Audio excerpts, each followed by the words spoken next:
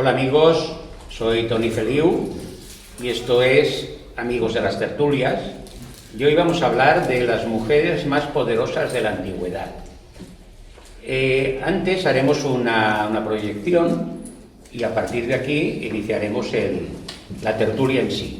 Ahora os paso la película.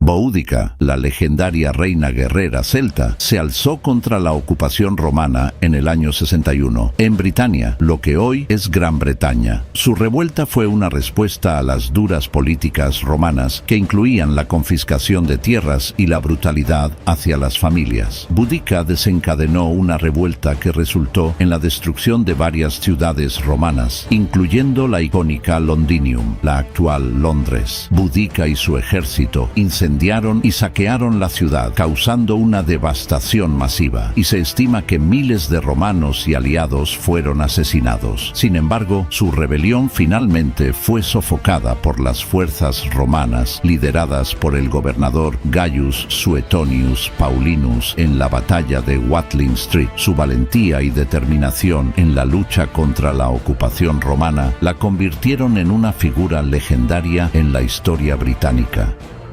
Conoce a Juana de Arco, una heroína francesa del siglo XV que vivió una vida extraordinaria. Nacida en 1412, escuchó voces divinas y tuvo visiones, creyendo que eran mensajes de Dios. A los 17 años, lideró al ejército francés hacia la victoria durante la Guerra de los 100 Años, levantando el asedio de Orleans y ayudando a Carlos VII a reclamar su corona.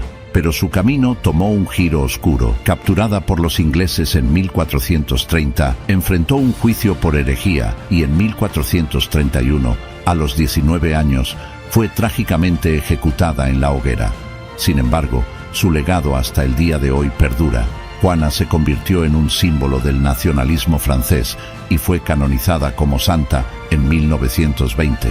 Su historia ha inspirado innumerables libros, obras de teatro y películas, convirtiéndola en un ícono eterno de valentía y fe. ¿Te has preguntado sobre la reina que cautivó a Egipto? Nefertiti, famosa por su belleza y enigma, fue una figura poderosa en el antiguo Egipto. Como esposa del faraón Akenatón, su influencia fue extraordinaria. Se cree que Nefertiti pudo haber gobernado brevemente después de la muerte de su esposo, un hecho sin precedentes en la historia egipcia. Además, es conocida por haber sido una de las primeras mujeres en representarse con igualdad de estatus que el faraón, algo poco común en esa época. Sin embargo, algunos registros sugieren que, para consolidar su poder, pudo haber ordenado la destrucción de templos y estatuas de dioses tradicionales, una acción monstruosa para imponer su culto solar.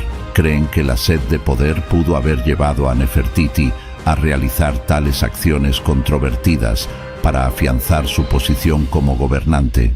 ¿Por qué Cleopatra no es la famosa reina que podrías pensar?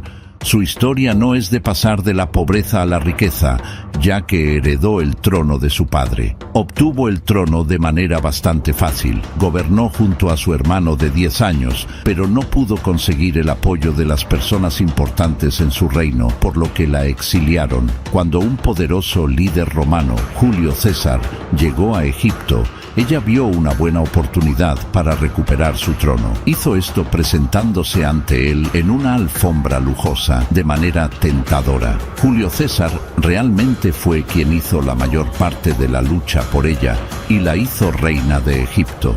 Después de la muerte de César, convenció a su amigo Marco Antonio para que fuera su aliado en Roma, pero los dos y todos sus amigos perdieron en una batalla contra el hijo adoptivo de César, Octavio. Así que, para evitar ser capturada, dejó que una serpiente la mordiera y murió.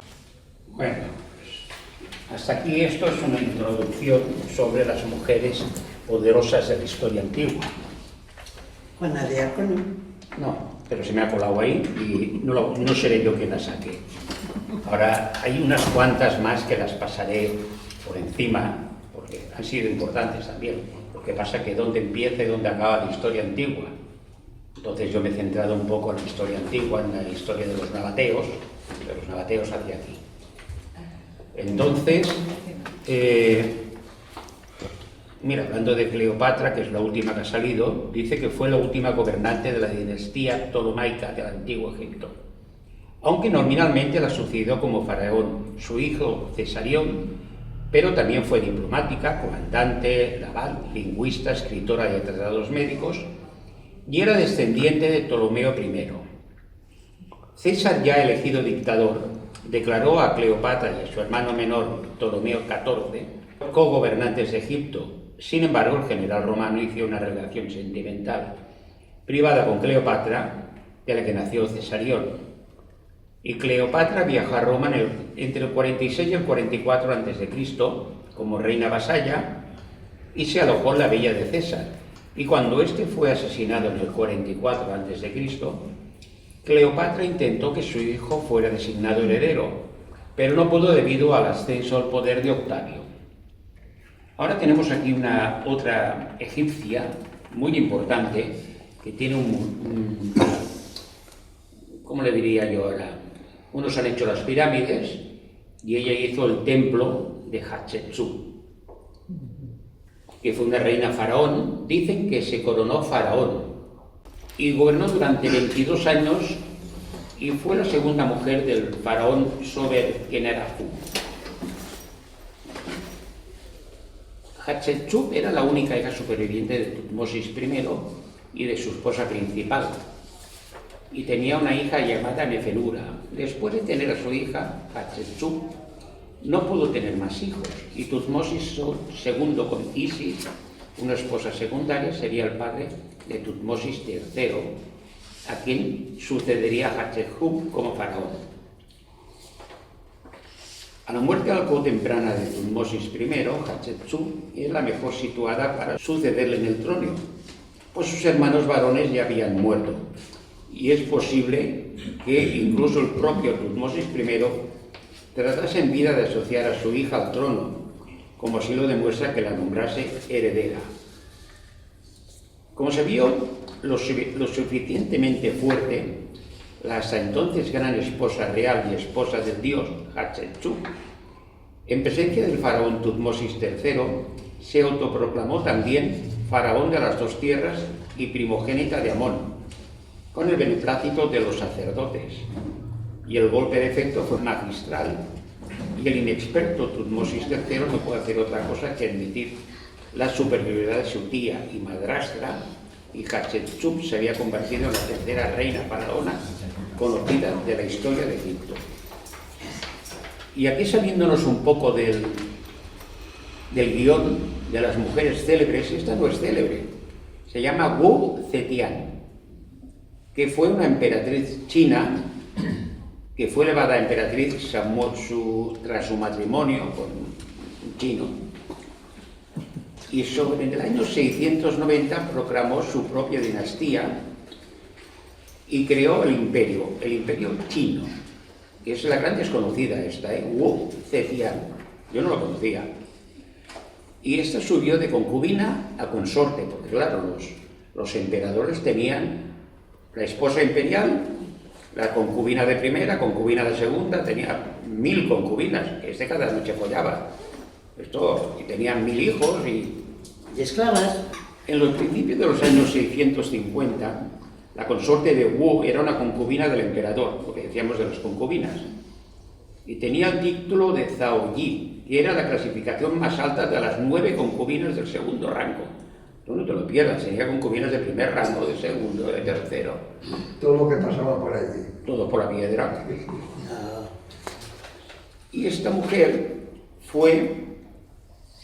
se convirtió en emperadora a los 21 años y fue emperadora, no lo encuentro por aquí, muchísimos años. Llegó a tener el mayor poder en China hasta la dinastía Ming, de principios finales de 1800, principios de 1900, que era un poder súper absoluto. La última emperadora que hubo fue la que tuvo más poder de toda China. Y China en aquellos tiempos ocupaba un gran espacio en el mundo, porque los mongoles habían dejado un gran imperio. Entonces, pero no se habla nunca de esta mujer.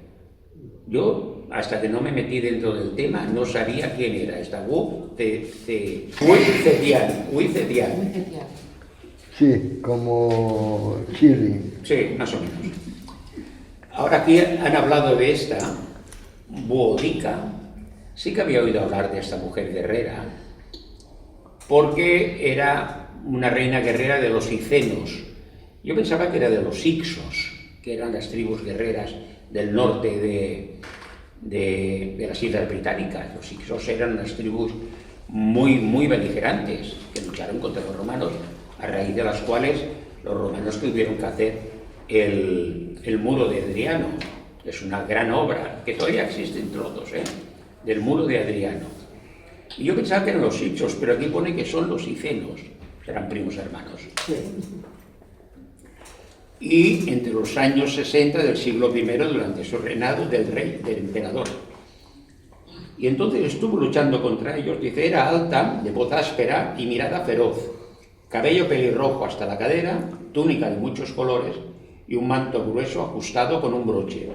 Siempre usaba un grueso collar de oro, posiblemente un toque de aditamiento que entre los pueblos celtas siempre significa nobleza.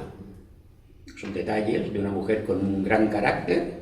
Su esposo, Prasutago, posiblemente llamado, era el rey de los Icenos, tribu que habitaban en la zona del actual Norfolk, al este de Inglaterra. Y al principio no fueron parte del territorio invadido por los romanos, porque tuvieron un estatuto de aliados durante la conquista romana de Britania, llevada a cabo por Claudio y sus generales en el año 43. Debido a que Prasutago había vivido pidiendo prestado dinero a los romanos, al fallecer él, todos sus súbditos quedaron ligados a esa deuda, que Boudica, la entonces reina, no podía pagar. Dion Casio dice que los republicanos romanos, incluidos Séneca el joven, desencadenaron la violencia saqueando las aldeas y tomando esclavos como pago de su deuda. Hay varias hipótesis de cómo murió. Unos dicen que la violaron. Dice, de acuerdo con Tácito, los romanos azotaron a Boudica y violaron a sus dos hijos, lo que desató la furia incontenible de la reina. Otros dicen que la ejecutaron, otros que la exiliaron, no se ponen de acuerdo. Pero bueno, fue una gran reina que lideró una rebelión contra los romanos. Aquí tenemos otra que también me causa... Yo no hace mucho estuve viendo, no sé si lo habréis visto, hicieron un audiovisual sobre Petra, en el ciclo artístico, que te ponen unos visores en 3 dimensiones y vas viajando a través de Petra. Entonces hablaron de la reina Zenobia, que era la reina de los nabateos. Los nabateos era una tribu árabe que conquistaron Petra y se expandieron. Y me dio la idea de poner a Zenobia también, porque me gustó, que también todas estas luchaban contra los romanos. Bueno, claro, los romanos eran la potencia ocupante en aquellos tiempos, los que dominaban el mundo, y en todas partes se les levantaban rebeliones. Esta, aprovechando las disputas en el interior del Imperio Romano, por su liderazgo, el reino de Palmira se sublevó y intentó crear su propio imperio con la intención de dominar a los dos que lo flanqueaban, el romano y el sasánida. También tenía el incentivo de aprovechar el vacío de poder que el imperio sasánida aún no había alcanzado a llenar.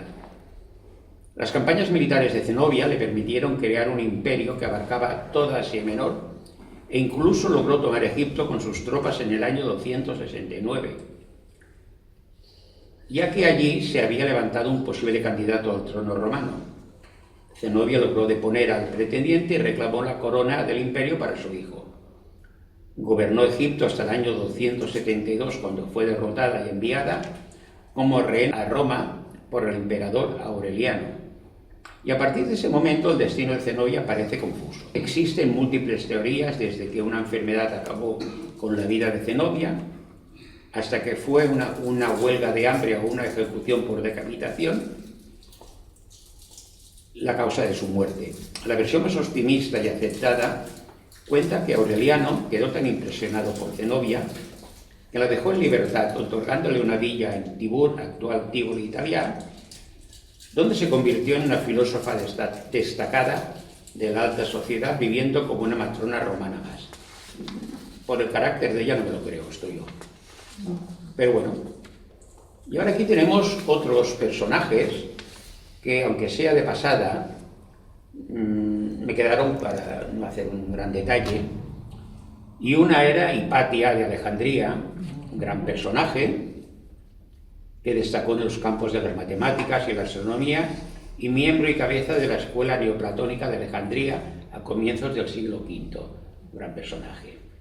Hay otro que es más posterior, pero también siempre me ha arrebatado este personaje, y es Leonor de Aquitania, que era tan poderosa como el rey de Francia, porque el condado, no sé si era condado o ducado, la duquesa de Aquitania y Guyena, y condesa de Gascuña.